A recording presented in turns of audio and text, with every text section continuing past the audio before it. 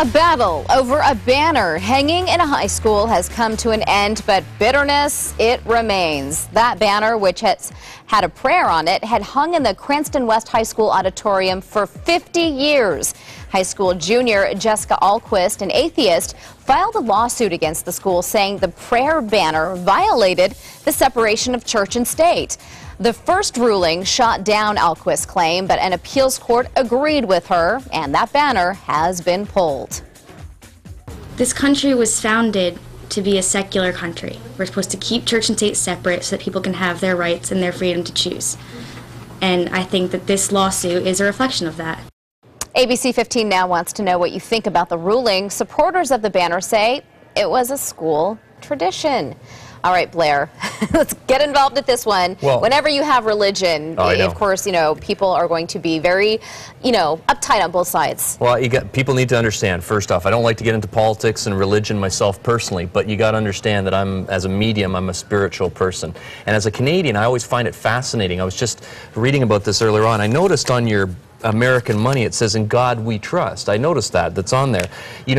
I really believe that there's a big war going on between atheists and the believers. And, I don't believe that woman is true. I don't believe that the whole entire, as I understand it, the whole entire makeup of the United States of America had the religious factor involved in it. I'm against the government being involved in personal stuff, but in this particular case, there's nothing wrong with that banner having been up there. And secondly, 49 years, a little bit too late.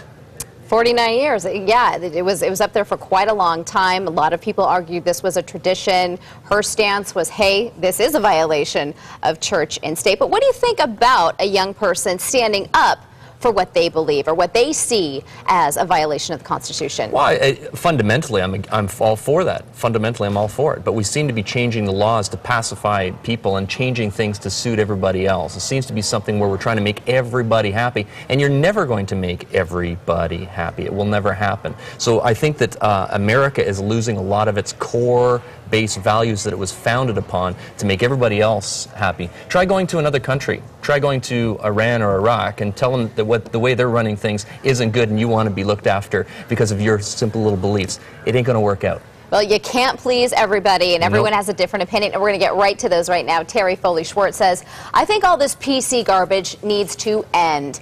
Trevor Dennett-Thorpe writes, I'm an atheist, and I think it's pathetic. Surely, it's part of history, and as such, should remain. I don't go around saying I'm offended by such things as churches and then demand they be torn down. And then Mackie Shaw says, there was a very good reason our forefathers designed our republic to have a separation between church and state. This was to ensure that no one religion or philosophical belief became the religion of that state.